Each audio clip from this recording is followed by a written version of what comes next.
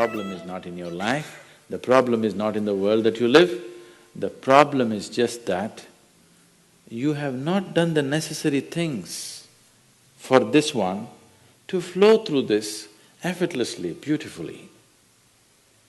The necessary work has not been done and we're just hoping it'll happen by accident. It doesn't happen by accident. Lot of people in the world think United States of America is heaven. But people who live here don't think so at all. Isn't it so? Isn't it?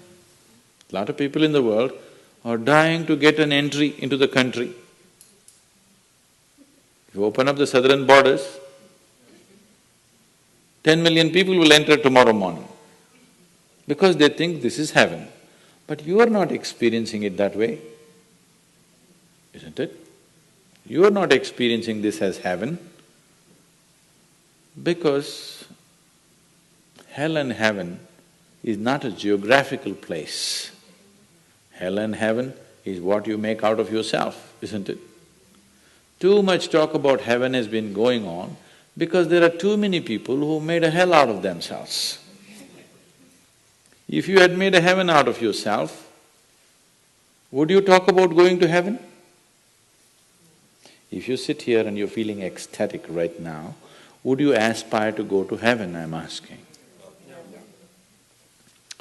Once it happened, early 20th century, an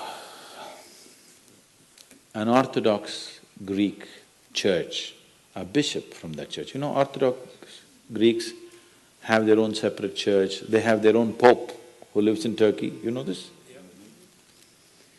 So a bishop from this order had heard so much about Indian mysticism and he wanted to go to India, but he never got around to make it because he had to serve the cloth that he wore.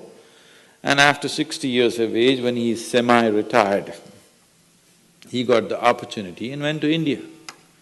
So he came to South India, near where we are, and he wanted to meet a mystic, a yogi. So somebody said, go up this mountain, near a cave, there is a yogi sitting, you can go. So our man went, plodded up the mountain, halfway up and went. In front of a cave, an old man with a gentle smile upon his face was just sitting with his eyes closed. So the bishop went and prostrated. He cannot do it, he is not made for that. But they had told him, if you go to India, you have to crawl. He prostrated like this and with all his four limbs he got up.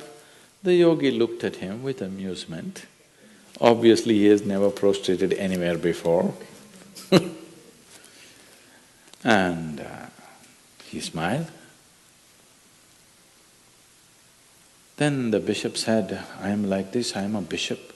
I have served in the church for so long, but I have a few questions, can you answer?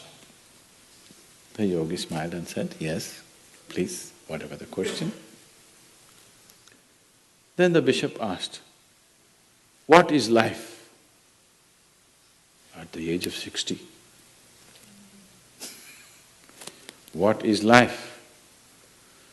So the yogi closed his eyes, became very blissful and said, life is like the fragrance of a jasmine on the spring breeze. And tears of blissfulness flowed out of his eyes as he was saying this. Then the bishop said, no, no, no. Our Pope has told us life is like a thorn and we must renounce it. And even symbolically, Jesus himself wore a crown of thorns. So, how come you say this? Our Pope says otherwise. The yogi looked at him, smiled and said, well, that's his life.